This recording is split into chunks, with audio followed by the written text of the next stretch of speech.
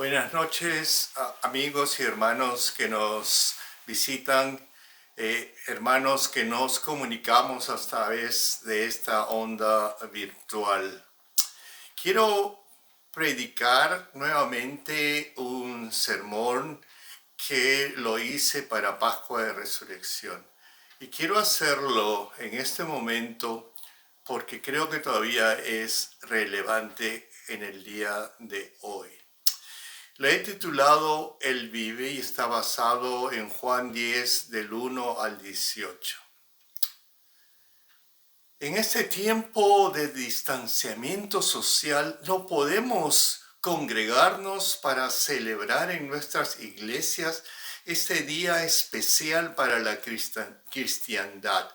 Tantas emociones surgen en nuestras mentes y almas.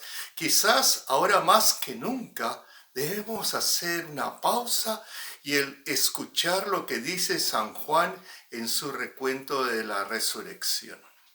Para entender mejor las emociones y sentimientos de María, Pedro y el discípulo anónimo, debemos recordar lo que los discípulos habían pasado durante la pasión y muerte de su maestro.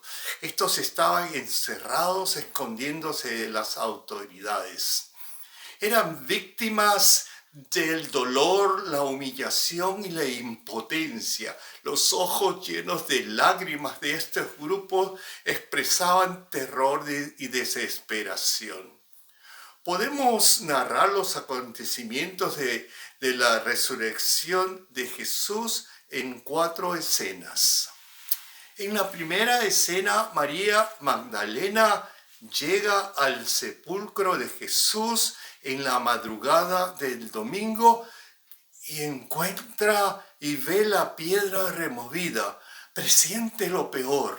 Ella, en toda su desesperación, corrió a donde estaban los amigos más íntimos de Jesús para darle la mala noticia.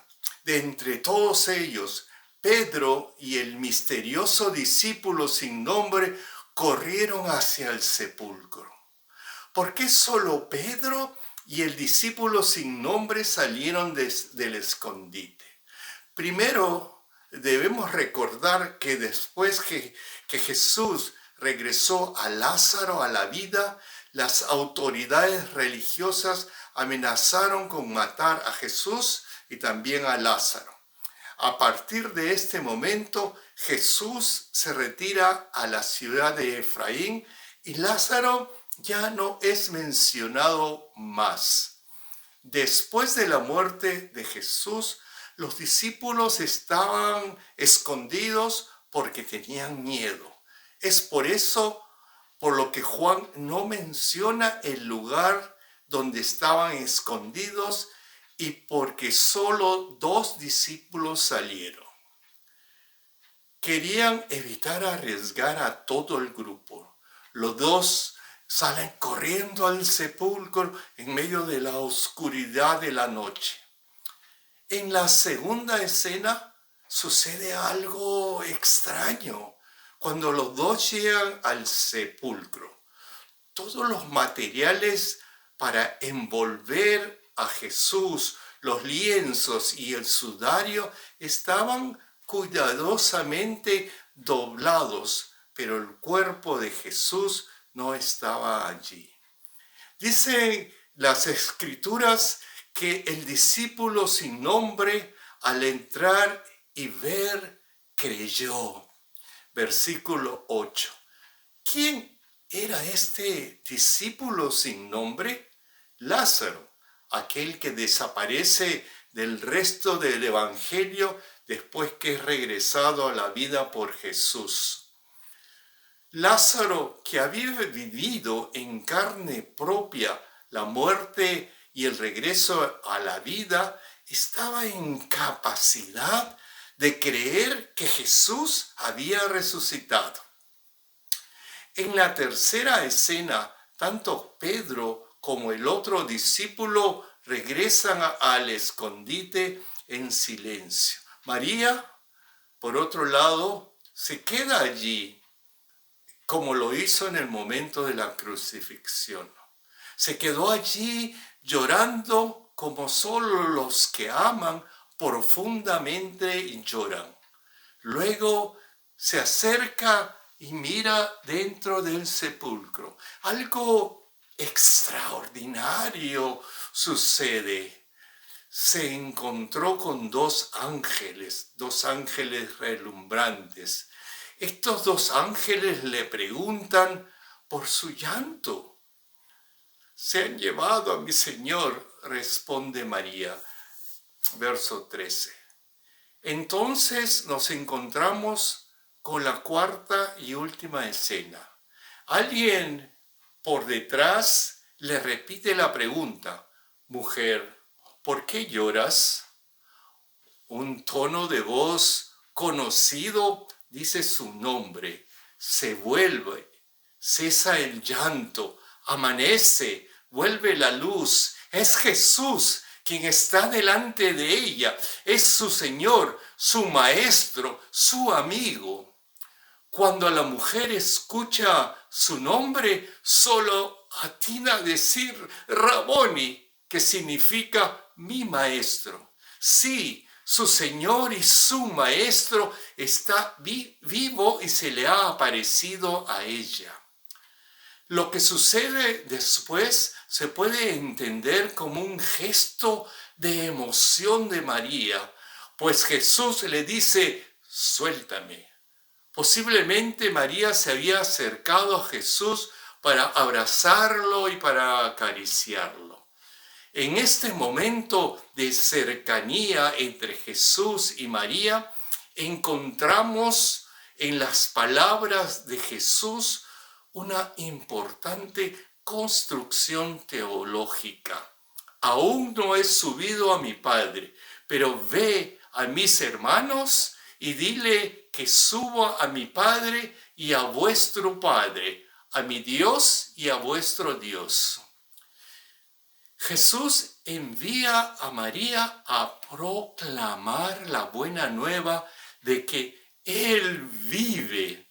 Además, aquellos y aquellas que lo siguieron, quienes lo escucharon y quienes creyeron en Él, son sus hermanos.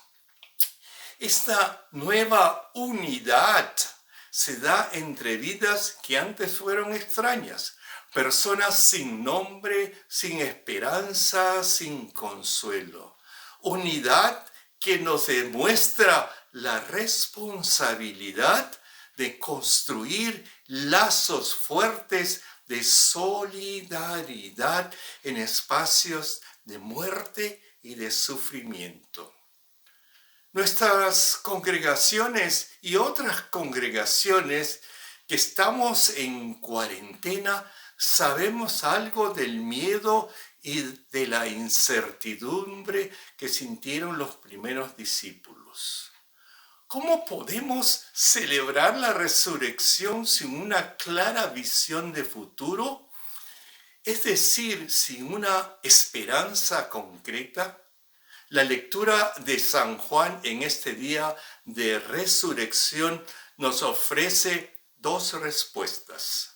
Primero, hay un enlace entre la fe y vista, así como lo hay entre la tumba vacía y la resurrección misma. Cristo ha resucitado a pesar de que nuestras iglesias están vacías en este día de resurrección. Hay que buscar nuevas formas de ver la presencia de Cristo y de escuchar su voz, sea por medios tecnológicos o en familia, en nuestros hogares, si se puede. Segundo, así como Cristo no ignoró las lágrimas y el dolor de María Magdalena, tampoco ignora nuestro dolor. Él está con nosotros sin importar dónde nos reunimos o cómo nos reunimos. En este día de resurrección, sí, hay mucho miedo, incertidumbre y lamento. son expresiones válidas en este momento hasta que llegue el tiempo cuando podamos adorar juntos en nuestro templo y cantar aleluyas a su nombre. Tengamos fe de que Dios está siempre con nosotros sin importar lo que estamos pasando. En este día que estamos nuevamente recordando la resurrección de Jesús, que trabajemos para construir espacios de hermandad, espacios de justicia, espacios donde todos tengan cabida. Que el Señor nos bendiga, que el Señor nos guarde y que el Señor nos dé la inspiración y la sabiduría para trabajar activamente por la construcción de su reino.